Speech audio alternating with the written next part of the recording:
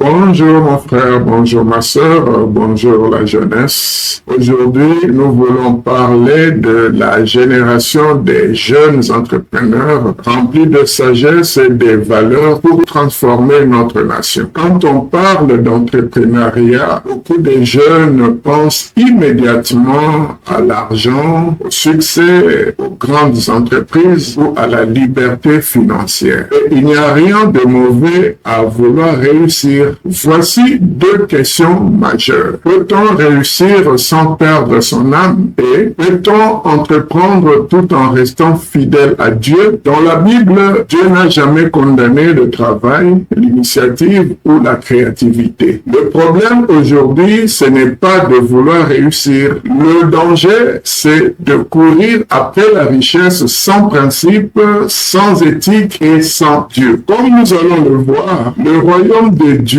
nous enseigne qu'un entrepreneur n'est pas seulement quelqu'un qui gagne de l'argent. C'est quelqu'un qui crée avec responsabilité, travaille avec intégrité et utilise sa réussite pour bénir les autres. Dieu cherche une génération de jeunes capables de bâtir, d'innover, de créer des emplois, tout en gardant un cœur pur devant lui. La Bible n'emploie pas le terme moderne d'entrepreneuriat, mais l'idée d'esprit d'initiative, de créativité économique et de gestion commerciale apparaît à plusieurs reprises. Passons directement à notre premier point, la création et la responsabilité humaine. Déjà dans la Genèse, l'être humain est placé dans le jardin d'Éden et reçoit une mission, travailler et garder le jardin. Genèse 2:15. Ce qui est interprété comme une invitation à utiliser et développer le monde de manière active, y compris sur le plan économique. Au point 2, nous allons voir quelques exemples. Commençons en premier avec les patriarches. Abraham, Isaac et Jacob apparaissent comme des éleveurs, commerçants et propriétaires terriens, développant leur bien à travers innovation et adaptation.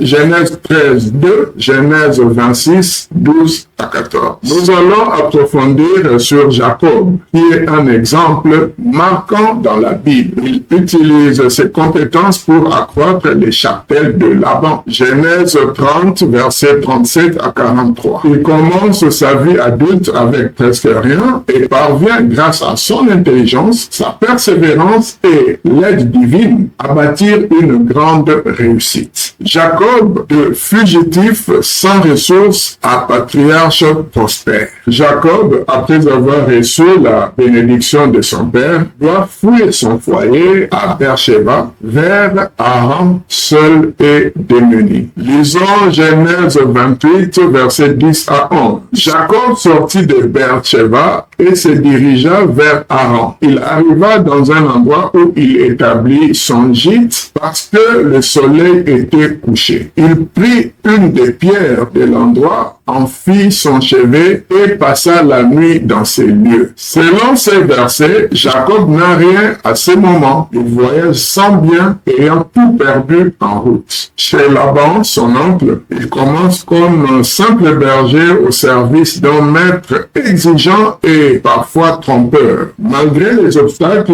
Jacob reste déterminé. Par son travail et son ingéniosité, notamment dans la gestion du troupeau, Genèse 30, 37-43, il transforme sa condition. Il est écrit en Genèse 30-43, cet homme s'enrichit prodigieusement, il acquit du menu bétail en quantité, des esclaves mâles et femelles, des chameaux et des ânes. Jacob reconnaît que cette réussite vient avec l'aide de Dieu, mais aussi par son action persévérante. Il dit, avec tout mon effort, j'ai servi ton père, et Dieu n'a pas permis qu'il me fasse du mal. Genèse 31, 6-7. Pourquoi cet exemple? Jacob part sans ressources, sans appui. Il travaille dur, sait négocier et innover. Il surmonte épreuves et injustices. 6. À la fin, il réussit matériellement et spirituellement pendant la nation d'Israël. Cela démontre que, selon la Bible, réussir à partir de rien est possible en conjuguant foi, persistance, éthique et créativité. Prenons maintenant l'exemple de Joseph. Joseph,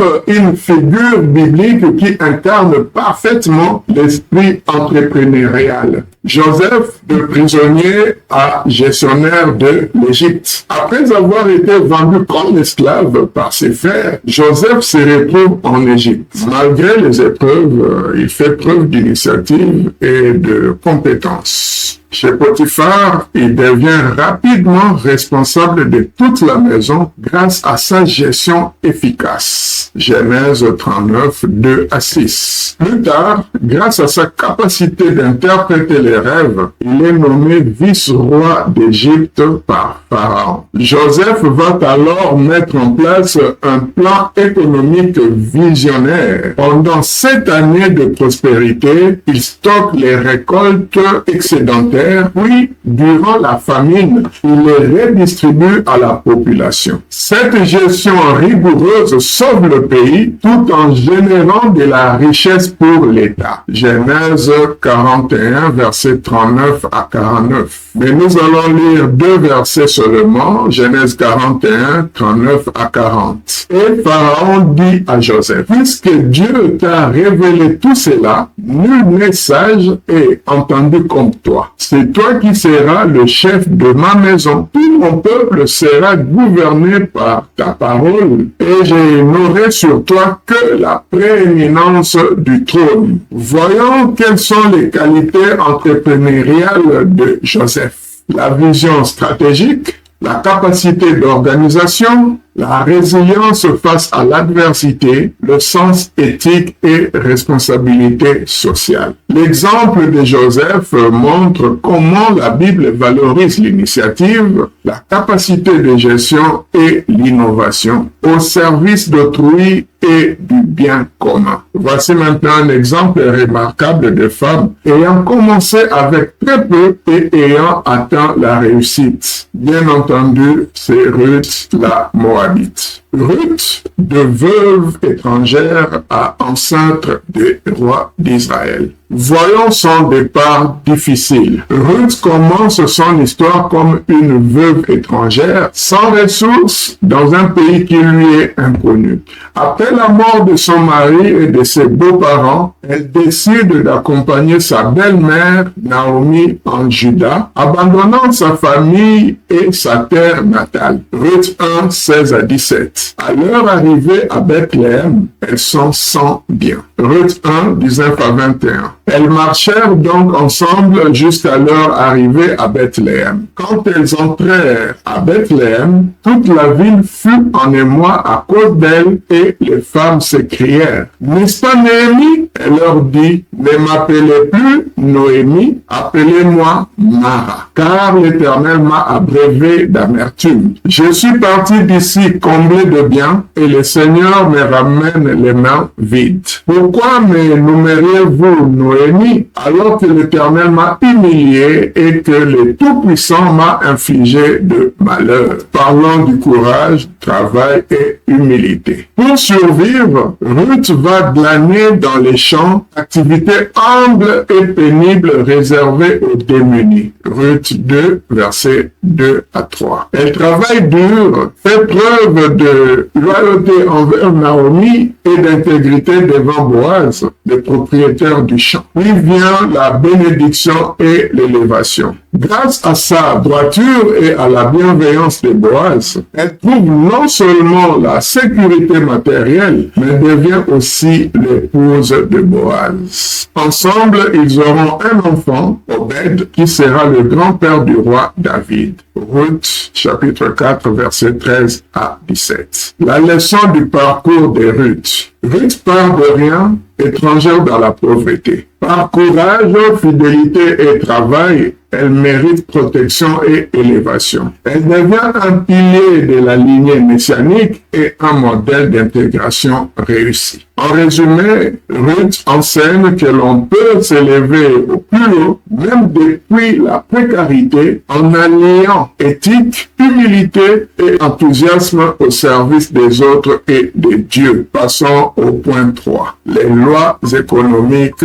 dans la Bible. Les commandements économiques sur le commerce équitable, la charité, la prohibition de l'usure, la restitution des gages reconnaissent et régulent l'activité entrepreneuriale. Lévitique 19, versets 35 à 36, Deutéronome 15, versets 7 à 11. Voyons l'éthique commerciale selon la Bible. C'est un aspect fondamental. La Bible ne valorise pas seulement la réussite économique, elle insiste sur l'intégrité, la justice et la compassion dans toute activité professionnelle. Quelques exemples. 1. L'honnêteté dans les affaires. La Bible ordonne d'utiliser des mesures et des poids justes. Lévitique 19, versets 35 à 36. Ne commettez pas d'iniquité en fait des jugements, de poids et de mesures. Ayez des balances exactes, des poids exacts, une épha exacte, un mène exact. Je suis l'Éternel votre Dieu qui vous a fait sortir du pays d'Égypte. Ceci pose le principe de la confiance et de l'équité comme fondation de toute initiative commerciale. Deuxième exemple, le soin du plus faible. L'entrepreneur est aussi responsable du sort des plus vulnérables. Par exemple, lors de la moisson, il faut laisser les coins des champs et les épis oubliés pour les nécessiteux. Lévitique 19, versets 9 à 10. Quand vous moissonnerez la récolte de votre pays, tu laisseras la moisson inachevée au bout de ton champ et tu ne ramasseras point la glanure de ta moisson. Tu ne grappilleras point dans ta vigne et tu ne recueilleras point les grains épars de ta vigne. Abandonne-le aux pauvres et à l'étranger. Je suis l'Éternel votre Dieu. Cela montre que la réussite entrepreneuriale doit s'accompagner de responsabilités sociales. Troisièmement, transparence et respect de la parole donnée.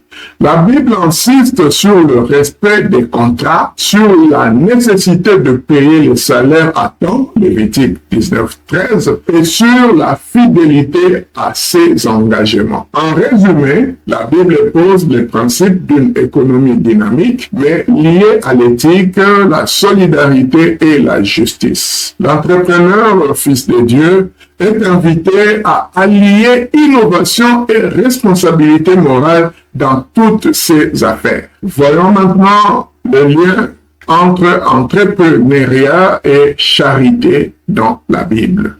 Dans la vision de la Bible, les succès matériels et l'initiative économique sont indissociables de la générosité envers autrui. L'entrepreneur ne contribue pas seulement à sa propre réussite, mais devient aussi un canal pour la bénédiction et le bien dans la société. Premier exemple, l'obligation de partager sa réussite. La Bible ordonne explicitement d'ouvrir sa main à ceux dans le besoin, surtout lorsqu'on en a le moyen. Deutéronome 15, 7 à 11.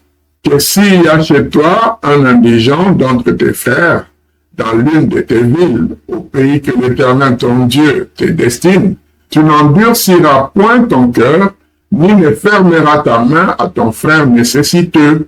Ouvre-lui plutôt ta main, prête-lui en raison de ses besoins, de ce qui peut lui manquer. Garde-toi de nourrir une pensée perverse en ton cœur, en te disant que la 7e année, l'année de rémission, approche. Et sans pitié pour ton frère nécessité, de lui refuser ton secours. Il se plaindra de toi au Seigneur et tu te rendrais coupable d'un péché. Non, il faut lui donner et lui donner sans que ton cœur les regrette, car pour prix de cette conduite, l'Éternel ton Dieu te bénira dans ton labeur et dans toutes les entreprises de ta main. Or, il y aura toujours des nécessités dans le pays. C'est pourquoi je te fais cette recommandation.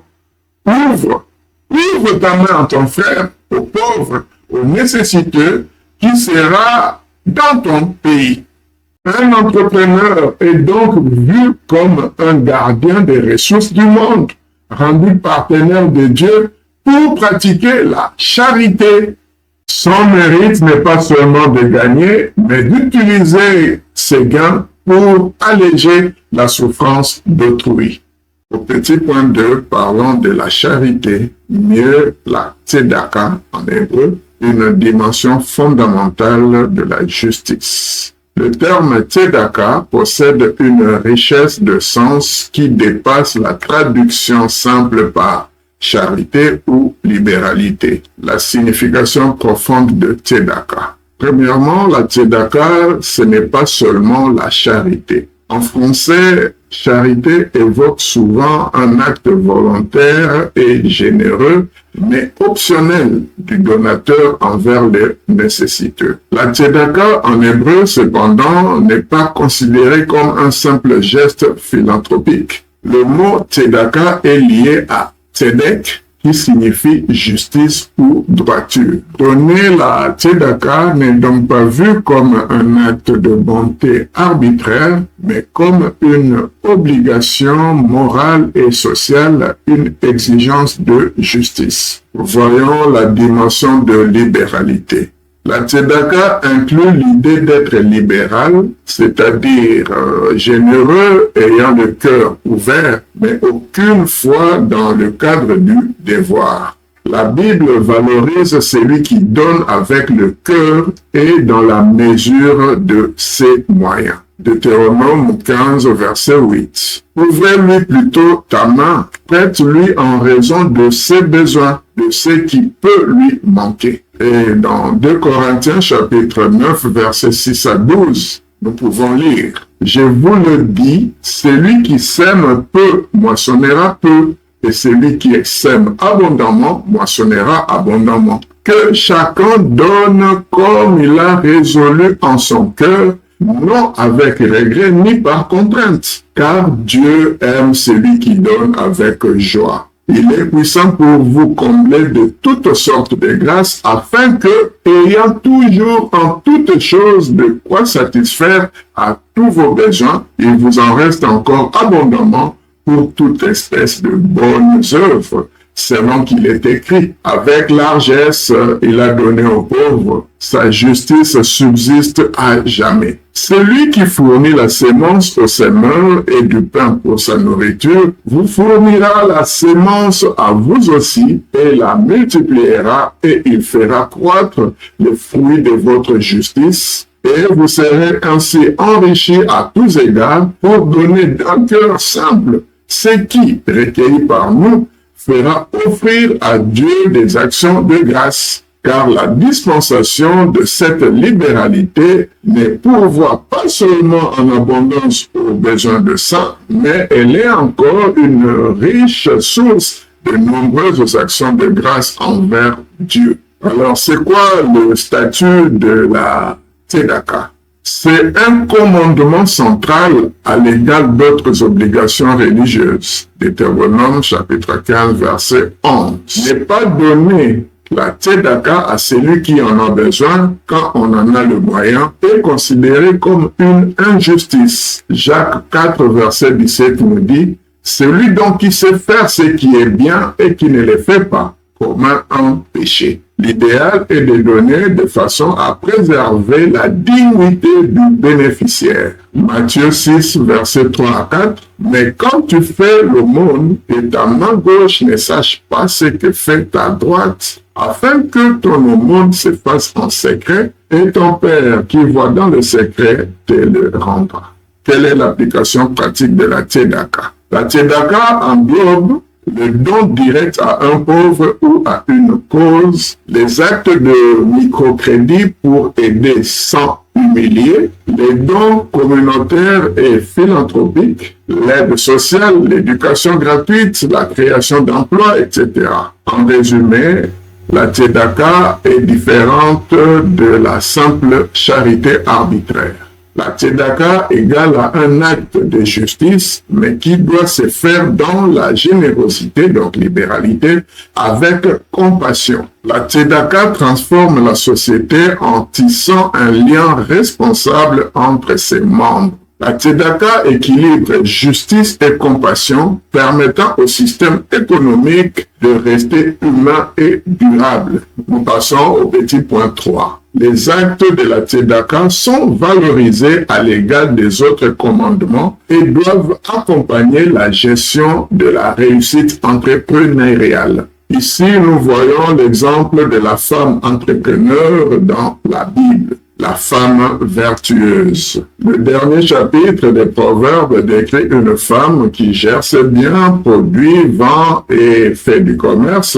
Proverbe 31, 13 à 18, montrant un modèle d'entrepreneuriat, le meilleur exemple qui combine gestion, commerce et générosité. Lisons Proverbe 31, verset 13. Elle se procure de la laine et du lin et accomplit sa besogne d'une main diligente. Et le verset 16 nous dit, elle jette son dévolu sur un champ et l'acquiert. Avec le produit de son travail, elle plante un vignoble. Et au verset 18, elle s'assure que ses affaires sont prospères, sa lampe ne s'éteint pas la nuit. Au dernier verset, le verset 20, elle ouvre sa main aux pauvres et tend le bras aux nécessiteux. Il faut souligner ici, au verset 20, que cette femme donne avec générosité et délicatesse, même à ceux qui pourraient avoir honte de demander. En résumé, la Bible voit la réussite entrepreneuriale non comme une fin, mais comme un moyen de pratiquer la tzedaka, promouvoir la justice et l'entraide sociale à l'image de la femme vertueuse qui allie efficacité, générosité et responsabilité. Donc, la Bible propose une vision positive du travail, de l'initiative et de l'activité économique à condition qu'elle soit menée dans l'éthique et le souci d'autrui. Nous sommes arrivés au grand point 4, avertissement adressé à l'entrepreneur. Jérémie 22, versets 13 à 14, peut parfaitement être vu comme un avertissement adressé à l'entrepreneur, au leader économique ou aux dirigeants qui négligent la tzedaka, c'est-à-dire la justice et l'équité sociale dans la prospérité. Lisons le texte. Jérémie 22, 13 à 14. Malheur à celui qui bâtit sa maison à l'aide de l'injustice et surélève les appartements au prix de l'iniquité, qui fait travailler son prochain pour rien sans lui donner de salaire, qui dit « Je me bâtirai une maison de belle taille avec des chambres hautes, bien spacieuses, qui y perce de larges fenêtres, l'orne de lambris de cèdre et de peinture rouge. » Voyons le sens et le contexte de ces passages. Ces passages visent d'abord les rois Joachim, mais ils servent d'exemple universel. Ils bâtissaient des somptueuses demeures en exploitant autrui sans leur donner les salaires dus. L'avertissement est très clair. La réussite bâtie sur l'injustice, sur l'exploitation, est une faute grave aux yeux de Dieu. La faute ou le péché, construire sans tzedek, c'est-à-dire construire sans justice, autrement dit, sans respecter la justice sociale, ni la dignité, ni les droits des travailleurs. Ce passage en rapport avec la tzedaka. Cet avertissement montre que la véritable réussite n'est valable qu'avec la tzedaka. L'honnêteté, le respect de la justice, la libéralité envers les nécessiteux et les employés. Ne pas payer à temps, exploiter ou refuser d'aider, c'est bafouer le principe même de la tzedaka. Voir aussi Lévitique chapitre 19, verset 13. En application, nous voyons que ce verset est un rappel puissant aujourd'hui encore aux entrepreneurs et à tous ceux qui prospèrent. La Bible attend que chaque réussite apporte aussi de la justice, du respect et de la générosité envers autrui. Sans cela, le projet, même visiblement grand ou réussi, est moralement et spirituellement déficient. En résumé, Jérémie 22, versets 13 à 14, est bien un modèle de critique prophétique contre toute réussite égoïste, indifférente à la tzedaka. Il guide chaque entrepreneur, surtout enfant de Dieu, à placer l'éthique au cœur de ses affaires. Voyons quelques autres avertissements dans la Bible. Dans Luc 12, versets 6 à 21, le Seigneur Jésus Yeshua HaMashiach dit une parabole du riche insensé. Il a entrepris, il a amassé de biens et il s'entretenait en lui-même de ses pensées. Que ferai-je, car je n'ai pas de place pour serrer ma récolte? Voici, dit-il, ce que je ferai. J'abattrai mes greniers et j'en construirai des plus grands, et j'y amasserai la totalité de mes récoltes et de mes biens. Et je dirai à mon âme, tu as des grands biens en réserve pour beaucoup d'années. Repose-toi, mange, bois, fais bonne chère. Mais Dieu lui dit, insensé, cette nuit même, on te redemandera ton âme. Et Jésus de conclure, il en est ainsi de l'homme qui amasse des trésors pour lui-même et qui n'est pas riche devant Dieu. Dans Romains 2, 5 à 8, il est écrit, Paul dit aux Romains, par ton endurcissement et ton cœur impénitent, tu t'amasses un trésor de colère pour le jour de la colère et de la manifestation du juste jugement de Dieu qui rendra à chacun selon ses œuvres, réservant la vie éternelle à ceux qui, par la persévérance à bien faire, cherchent l'honneur, la gloire et l'immortalité, mais l'irritation et la colère à ceux qui, par esprit de dispute, sont rebelles à la vérité et obéissent à l'injustice. Et Jacques 5, 1 à 3 nous dit, à vous maintenant riches, pleurez, éclatez en sanglots à la vue des misères qui vont fondre sur vous. Vos richesses sont pourries et vos vêtements sont mangés de vers. Votre or et votre argent se sont rouillés, et leur rouille rendra témoignage contre vous, et comme un feu dévorera vos chairs. Vous avez thésaurisé dans les derniers jours. Paul dit aussi à Timothée, 1 Timothée, chapitre 6, versets 17 à 19, recommande aux riches du présent siècle de ne pas être orgueilleux et de ne pas mettre leur espérance dans les richesses incertaines, mais de la mettre en Dieu qui nous donne avec abondance toutes choses